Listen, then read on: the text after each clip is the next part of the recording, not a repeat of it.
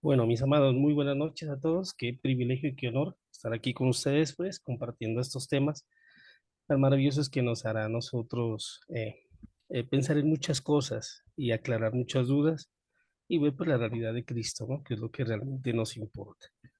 Entonces, las semanas anteriores, hasta la semana anterior, concluimos el tema de Mateo 24, ¿verdad?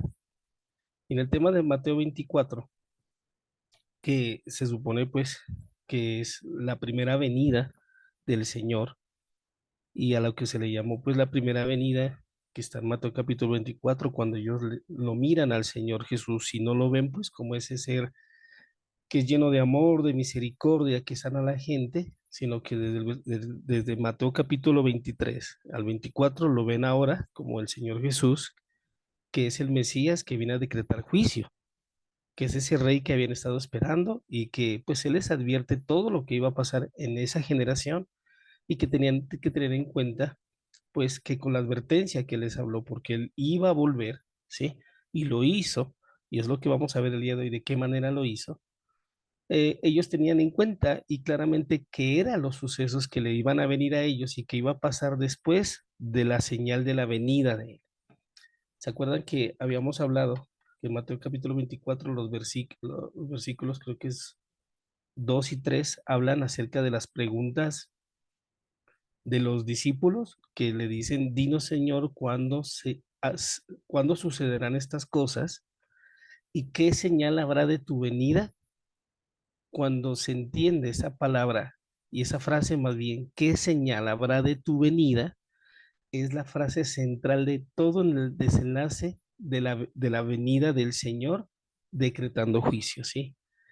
Eso es lo que vamos a aclarar el día de hoy, ¿sí? Después de haber revisado Mateo capítulo 24 y trajimos pues el tema de esta noche que es la explicación o la consumación de la eulousia, que es la palabra venida.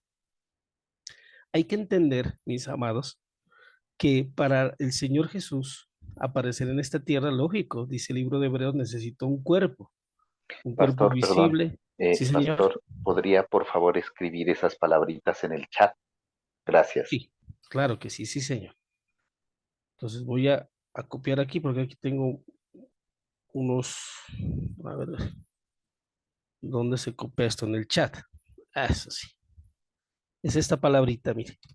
¿Sí? Elousia, ¿sí?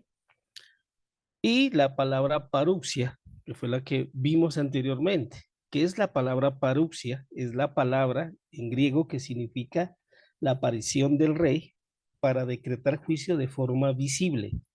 En este caso, en la forma del Señor Jesucristo, ¿sí? Esa fue la palabra paruxia, aparición del rey decretando juicio. Pero existe esta palabra elousia, que es la aparición o la venida no física de un rey a su pueblo, ¿sí? Sino de una manera como David lo hizo alguna vez, cuando él no iba a las guerras, ¿se acuerdan? Pero su nombre, pero su presencia y su reinado estaba ahí, aunque él no había ido a las guerras, ¿sí? Entonces, Elousia, una vez más, fue la venida no física de un rey a su pueblo.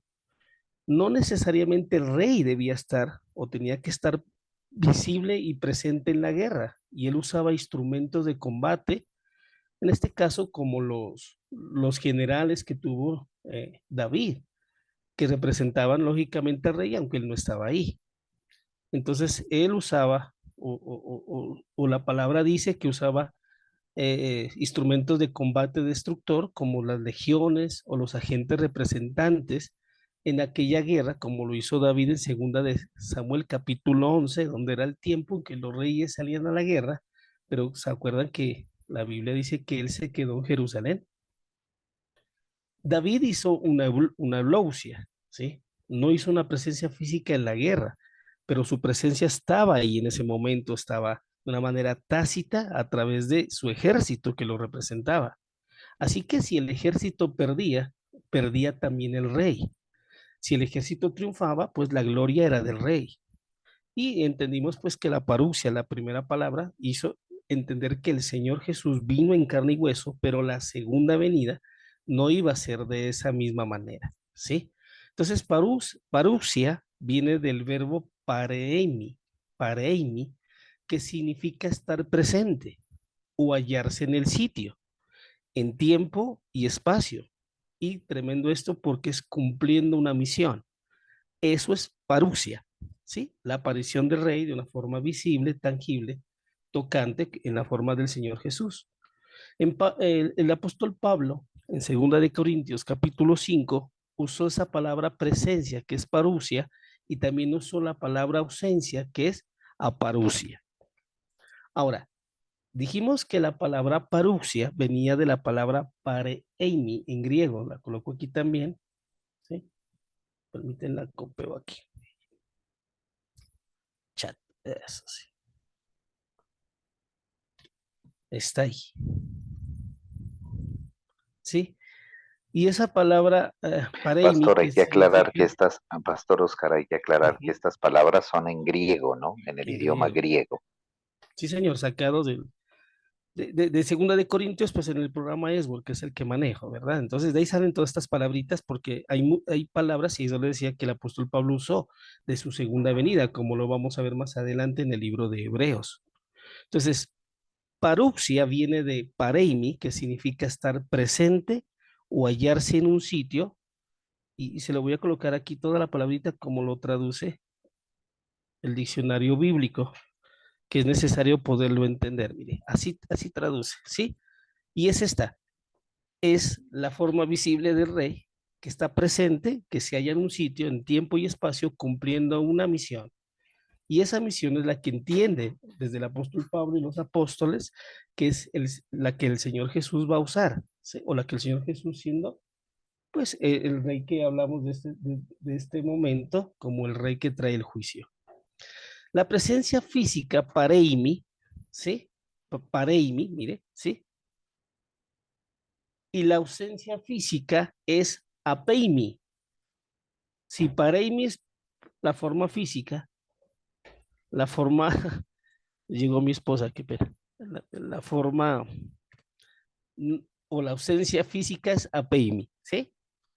Eso es donde está en 2 de Corintios capítulo 5, son estas palabras. Pero quiero colocar con ustedes como base Hebreos capítulo 9, versículo 26 al 28. Es el mismo apóstol Pablo, se supone, el que escribe estas palabras, que se entiende, que es lo que nos va a explicar con este tema de la Reina Valera, que dice Hebreo capítulo 9, versículo 23 al 28, y dice ahí, el sacrificio de Cristo que quita el pecado. Y dice así la palabra del Señor. Fue pues necesario que las figuras de las cosas celestiales fuesen purificadas así, pero las cosas celestiales mismas, con mejores sacrificios que estos, porque no entró Cristo en el santuario hecho de mano, figura del verdadero, sino en el cielo mismo para presentarse ahora por nosotros ante Dios. Y no para ofrecerse muchas veces, como entra el sumo sacerdote en el lugar santísimo cada año con sangre ajena. De otra manera, versículo 26, le hubiera sido necesario padecer muchas veces desde el principio del mundo, pero ahora en la consumación de los tiempos se presentó una vez y para siempre por el sacrificio de sí mismo para quitar del medio el pecado. Versículo 27, y de la manera que está establecido para los hombres que mueran una sola vez y después de esto el juicio. Así también Cristo fue ofrecido una sola vez para llevar los pecados de mucho, y aquí está la palabra, mire, aparecerá por segunda vez, pero la segunda vez aparecerá, dice aquí, sin relación del pecado, para salvar a los que lo esperan. Claramente el apóstol Pablo nos hace entender que la primera aparición, pareimi, paruxia, del Señor Jesús fue para una labor en general, y su misión era quitar el pecado del mundo, ¿cierto? Pero la segunda aparición que habla aquí tiene una connotación, y esa connotación es que aparecerá sin relación del pecado, ¿sí? Ya no como cordero, ya no como, como el sacrificio, sino va a aparecer para ejecutar el juicio, ¿sí? Y dice que aparecerá, ahí vemos claramente, para salvar a los que lo esperan. ¿Y quién eran los que lo esperaban? Pues la generación de Mateo capítulo 24. Entonces, en Hebreo capítulo 9, versículo 26 al 28, encontramos las palabras pareimi y apeimi, ¿sí? Porque en el versículo 26 dice que se presentó, y eso es paruxia con relación al pecado. Y por sacrificio, pues claramente sabemos que lo quitó de en medio. Ahora, en el versículo 28 dice que aparecería la ilousia por segunda vez, pero esta vez sin relación con el pecado. Entonces hay dos presencias, una con relación y otra sin relación, una con relación al pecado y otra sin relación con el pecado, ¿sí? E hizo primeramente que Dios manifestara pues a su Hijo en carne.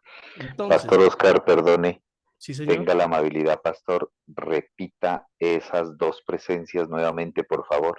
Repita esa explicación otra vez de las dos Ok, presencias. Amados, atentos aquí. sí. En el versículo del 26 al 28, especialmente el 28, nos explica claramente que la primera aparición que usted ve, sí, es Pareimi, y la segunda aparición que va a aparecer es Apeimi porque no es su presencia con relación al pecado. ¿Qué dice el apóstol Pablo? ¿Se acuerdan que apareció una vez? Sí, él apareció una vez, pero hay que esperar que aparezca otra vez. La primera vez lo vamos a ver en carne y lo vimos en carne, sacrificado en la cruz, quitando el pecado del medio, pero la segunda vez que va a aparecer no va a aparecer de esa manera, porque habla claramente que no va a aparecer para quitar el pecado. Sí, sí, sí lo están entendiendo. Sino claramente la segunda aparición es para qué? Para decretar el juicio que se había establecido desde Mateo 24. Lo que hace entender que el mismo apóstol Pablo, haciendo un estudio de la muerte de él muere en el año 67, antes del año 70, que es donde aparece pues el Señor Jesucristo en la forma de las legiones romanas, ¿sí? No de la forma visible, sino trayendo el juicio para Israel, usando pues esta forma de que eran los ejércitos destruyendo a Jerusalén. No sé si queda claro ahí, mis amados, o alguien tiene alguna pregunta, o continúa, está bien.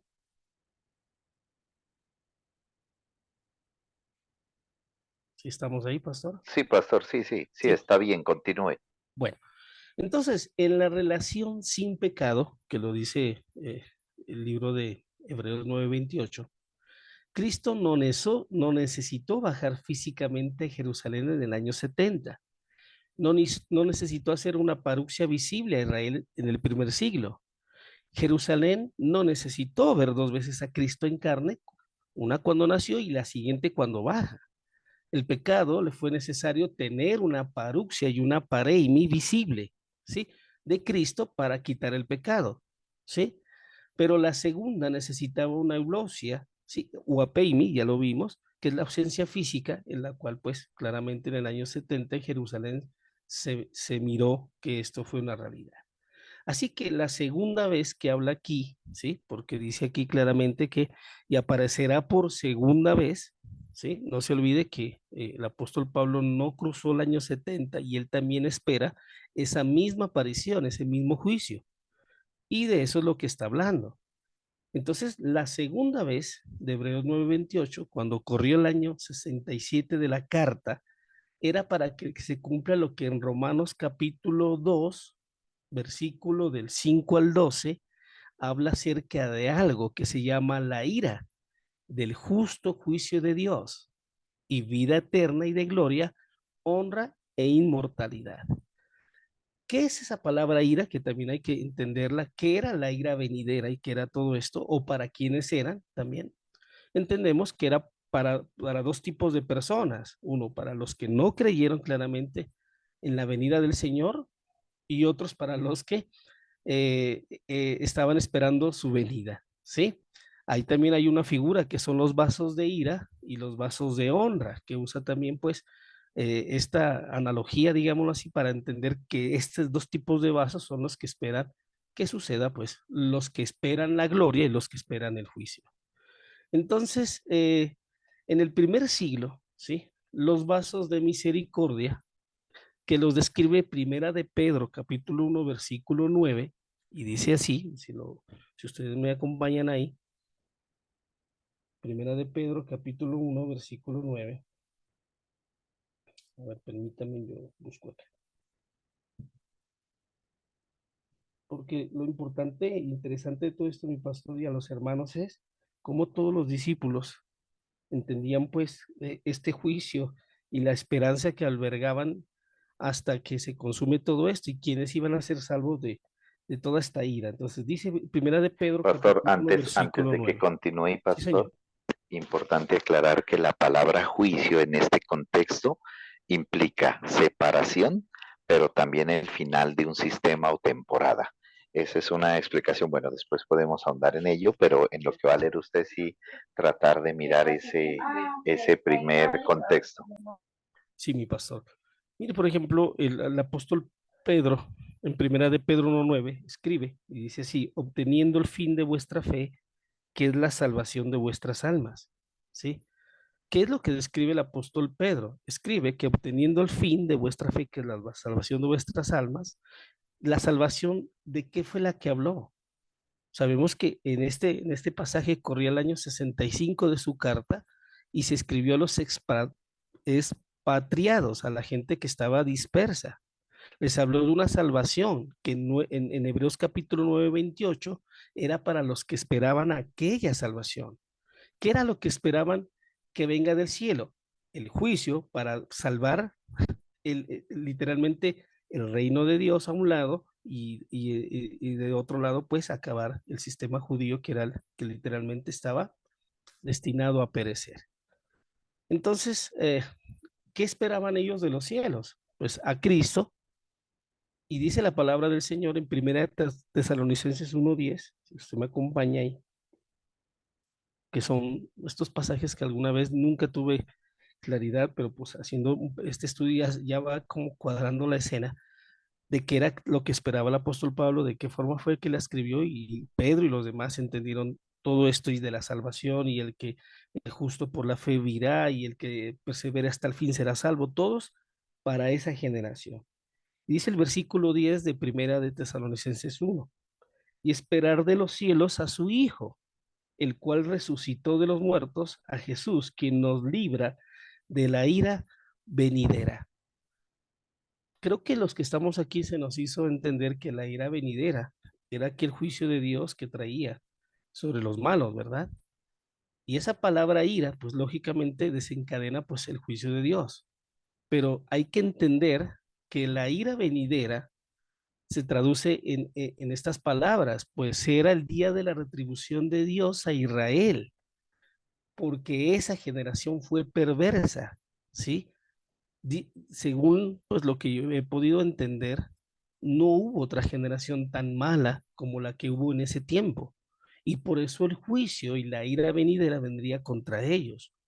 Pablo lo dijo en Primera de Tesalonicenses, capítulo 5 versículo 9, porque Dios no nos ha puesto para ira, sino para alcanzar salvación. ¿Por qué?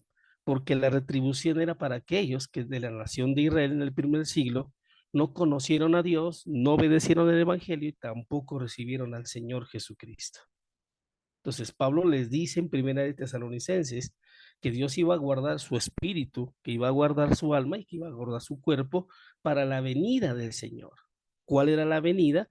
Pues la que acabamos de ver, la segunda venida de la que todos están hablando, pues prácticamente en estos pasajes. La venida que no era visible de Cristo para la aplicación de la retribución de Dios que iba a ser real para el pueblo de Israel y que tuvo pues darse por medio de un instrumento físico y visible en Jerusalén, que fue el instrumento de los soldados romanos que Dios usó para destruir el sistema judío que había en aquel tiempo. Eso lo vimos en Mateo capítulo 24. Ahora, mire tan tremendo, hay que volver un poquito cuando en Mateo capítulo 24, versículo 1, los discípulos le hablaron, ¿se acuerda? De los edificios, de dónde vivían los sacerdotes y de toda la gloria de aquel tiempo que tenía Israel en ese templo, y en la cual el Señor Jesús pues habló de que ese lugar no tendría que quedar piedra sobre piedra, ¿sí? Y les mostró, les dijo, no va a quedar nada de esto, con lo que indicó el Señor esta afirmación de la ira que le puso la retribución al juicio que iba a caer sobre ese templo. No olvidemos que el templo fue el centro y el punto central de la destrucción del sistema judío. No era solamente acabar con los sacerdotes, sino que había que acabar con este templo. Entonces, retribuir es ira y castigar o destruir son sinónimos de lo que es la ira. En Marcos capítulo 13, del 3 al 4, ¿sí? Podemos ver, si usted me permite, lo colocamos aquí. Marcos capítulo 3, del 3 al 4 dice así: entonces dijo al hombre que tenía la mano seca, levántate y ponte en medio. Y él les dijo, es lícito en los días de reposo hacer bien o mal, salvar vida o quitarla, pero ellos callaban. Entonces Pedro, Juan, Jacobo y Andrés le preguntan al Señor, ¿sí? Y le hacen entender al Señor Jesucristo, ¿sí? Que todo lo que el sistema judío había traído hacia que inclusive el reino de Dios no se pueda expandir, ¿sí? Y hay que entender es eso, que para que el reino de Dios pueda tener su auge, el sistema judío tiene que desaparecer. Y perdóneme si vuelvo a repetir esto, porque ese es el centro de la destrucción que tenía claramente que Dios contra el pueblo de Israel. También les habló en Mateo capítulo 24, versículo 30, volviendo a esto, que no iba a pasar esta generación sin ver todo esto, que es lo que pues ellos claramente entienden del juicio de Dios, que hasta que todo esto pueda acontecer, ¿cierto? Entonces, no pasará esta generación hasta que todo esto acontezca, ¿sí? Hay una preposición hasta, que es el límite de la generación y de tiempo, ¿sí? Que fue del año 30 al año 70, en lo cual contamos 40 años, ¿sí? Esas señales no iban a pasar fuera de la generación, tenía que darse dentro de ese tiempo, y por eso en Mateo capítulo 23, versículo 33, el Señor les dice a los fariseos que son serpientes, generación de víboras, y pasa esto tan bonito que está escrito ahí: ¿cómo escaparéis del infierno? Sí, también hay que entender, mis amados, que el infierno para ellos fue ese infierno de la destrucción que vino sobre Jerusalén y que literalmente se convirtió en la gran tribulación impuesta de parte de Dios por los ejércitos romanos, que creo que no hablamos o se me pasó a mí hablar acerca de esto que profetizó el Señor, que habló de aquellas mujeres que crían en esos días y hay de las que estén encintas, ¿se acuerda? Porque literalmente en la historia que vemos, como estuvieron sitiados en ese lugar, no había que comer y literalmente tuvieron que comerse a sus hijos. Eso fue una Pastor, profecía del Señor. Sí, señor. pastor, gracias. Amados, recuerden que en algún momento también hablamos de que la palabra infierno es una traducción latina. El original no tiene relación como desde el tercer siglo se planteó la palabra infierno. Recuerden que hay otras palabras que eran Seol, Abadón y Jena. Eso de pronto más adelante, pastor, podemos hacer un estudio de eso, ¿no? Eso quería como aclarar. Sí, mi pastor, adelantándome un poquito eso, tengo todo el estudio, mi pastor, de eso. Y tengo literalmente estudiando qué era el Jena, ¿no? Y qué era lo que se echaba ahí y por qué le echaban azufre, todo eso. Ah, perfecto, Lo sí, tengo sí, ese es estudiado, un pastor. estudio que lo haremos más Sí. adelante. Excelente, Creo que amado. la Siga, siguiente por favor. clase es necesario colocarlo porque ahí es donde vamos a entender a qué clase de infierno se refería y dónde está ubicado y bueno, qué significaba para ellos, porque como dice mi pastor, el infierno es un invento de la Iglesia Católica, como lo conocemos el día de hoy. El infierno de los judíos no es el infierno que hemos aprendido, era otro lugar y que literalmente tiene un simbolismo, ¿no? Sí, y ese simbolismo es el que nos tiene que aclarar muchas de las cosas que hoy estamos aprendiendo el día de hoy. Entonces, hablando de esto, de cómo escaparéis del infierno, cómo, o sea, el fuego, todo lo que había aquí, ¿sí? Ellos tienen claramente todo lo que iba a suceder paso a paso de manera sistemática, ¿sí? Y en Mateo capítulo 24, versículo 30, ¿se acuerdan? Volvemos una vez más porque esta es la clave, digo yo, para poder entender todo esto, la señal, ¿sí? Y aparecerá la señal donde nunca dijo aparecerá las señales, donde no hay señales, ni son guerras, ni son nada, es una señal. Y la señal, ¿sí? No dice tampoco que iba a aparecer el Hijo del Hombre, no iba a aparecer otra vez Cristo, sino una señal que ya la sabemos cuál es, ¿sí? Y que Santiago capítulo 1, versículo 1, ¿se acuerdan? Haciendo un pequeño estudio de este apóstol también, que es hermano de Jesús, escribe una carta para unas tribus que están en dispersión, ¿sí? Y es ahí donde esas tribus hacen parte de este pasaje de Mateo 24, donde dice que todas las tribus lo van a lamentar. ¿Quiénes eran esas tribus o quién eran las que estaban en dispersión? No olvidemos que los emperadores romanos, Vespasiano y Tito, iniciaron una persecución contra Israel de la manera más macabra que se ha reportado en la historia, ¿sí? En la destrucción de Jerusalén, la sangre tenía un nivel en las calles alto, porque mataron a muchísima gente. No, dice el historiador, se me fue el nombre de este historiador que es muy importante, el que escribió la guerra de los judíos, que Flavio Josefo será. Pablo Josefo, sí señor, que tenía un nivel que cubría los pies por la sangre que se derramó en aquel momento. O sea, fue tanta la matanza, fue tanto, ¿qué se puede decir? El juicio de Dios contra todas esas personas, que literalmente se cumplió esa profecía también, que es la que habló, ¿se acuerda?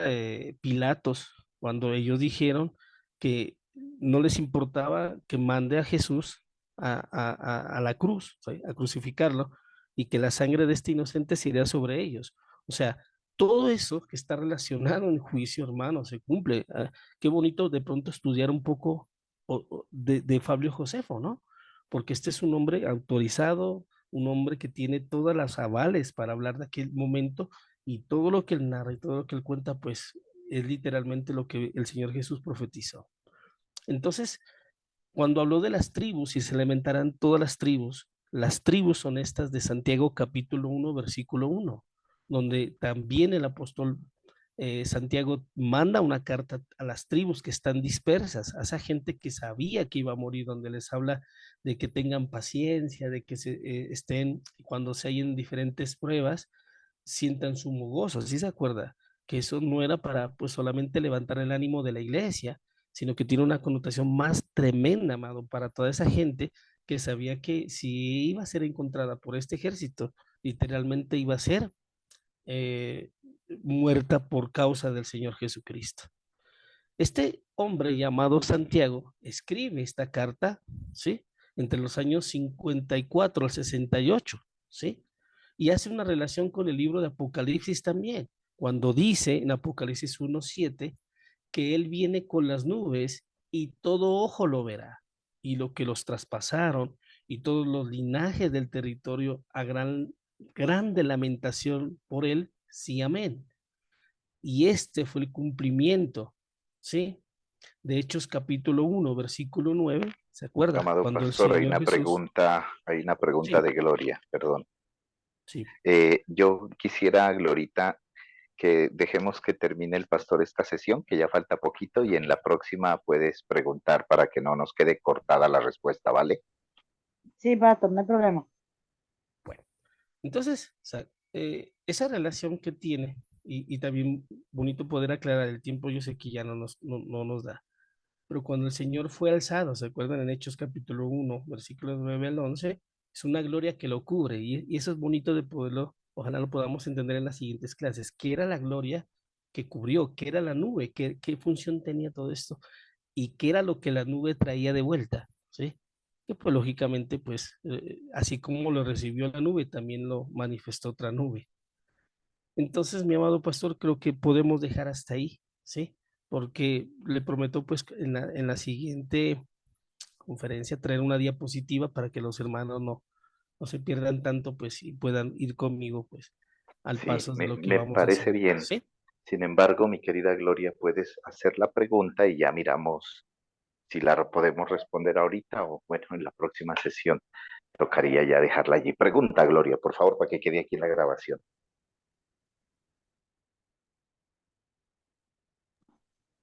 Pastor Oscar, Pastor Hervin, esto, no, la pregunta era, es sobre el pasaje que está en Primera de Tesalonicenses, en el capítulo 5. Lo que quería preguntar es que si ese pasaje tiene connotación exactamente con lo mismo que está hablando el pastor Oscar. Bueno, lo que pasa es que obviamente en el desarrollo del entendimiento apostólico, de las palabras que el apóstol Pablo utiliza allí, por supuesto tiene que ver justamente con la explicación que le pedí al pastor Oscar, que nos explicara dos veces, la venida en la carne visible y la venida como testimonio o la aparición o la magnificación de la gloria de Cristo. Pero ese tema sí, creo, pastor, que podríamos explicarlo la próxima semana para no quedarnos cortos aquí con el tiempo y que nos quede cortada también la respuesta, ¿verdad? Sí, mi pastor, yo quiero solamente colocar esto, pues como para que la hermana tenga un poquito de luz y pueda entender, Eh, ¿sí? Pastor, no, es el pasaje este de 2, versículo 2 dice que, porque vosotros sabéis perfectamente que el día del Señor vendrá así como ladrón en la noche. Lo que pasa es que usted hizo una connotación en 1 Tesalonicenses 1, donde hablaba que eso se escribió como en el año 65, antes del año 70 de la destrucción de Jerusalén, y quería saber si eso que dice al final también tiene relación exactamente con lo mismo. Sí, a eso iba mi amada. Todos los discípulos tienen en claro este suceso. Para ellos fue la más grande advertencia, no se olvide de lo que en Mateo capítulo 24 les dijo al Señor, ¿sí? Ellos tenían claro qué iba a suceder. Y ahora el apóstol Pablo, como eso es como copiar y pegar, diría yo, ¿cierto? Lo que escribió en Mateo 24 lo traslada hacia acá. Si usted, por ejemplo, ve el versículo 2, lo dice, porque vosotros sabéis perfectamente el día del Señor. Mire, ellos sabían el día del Señor, que vendrá así como ladrón en la noche. Cuando digan paz y seguridad, entonces vendrá sobre ellos destrucción repentina, ¿sí ve? O sea, todos estos pasajes abordan solamente un centro y ese es se lo llama, como lo dice el apóstol Pablo, el día del Señor. Mateo lo dice, la abominación desoladora que habló el profeta Daniel, ¿se acuerdan? Todos estos son el mismo suceso, que hablan acerca de lo que pues el día de hoy pudimos ver y tocar pues ahora, incluyendo al apóstol Pablo en en estos mismos sucesos, digamos así. No sé si. Sí, yo creo que, bueno, de aquí van a salir muchas preguntas, amados, y obviamente este no es el final de la clase y del tema que estamos hablando. Pues una vez más agradecerle al pastor Oscar este tiempo, esta disposición y, bueno, amados, el próximo martes estaremos aquí nuevamente. Socorrito, Gloria, bueno, ahí nos faltó Yuriel y Ferney, pero creo que el pastor previamente me va a mandar el material y ya el martes ahondaremos en este y en el tema, pues, de otras palabras. Mis amados, Gracias. feliz noche para todos. Gracias por estar, pastor. Gracias por Muchas gracias a la usted. magistralidad de la exposición. Y con la ayuda del Señor, pues nos A vemos mañana en todos. la transmisión. Gracias a todos.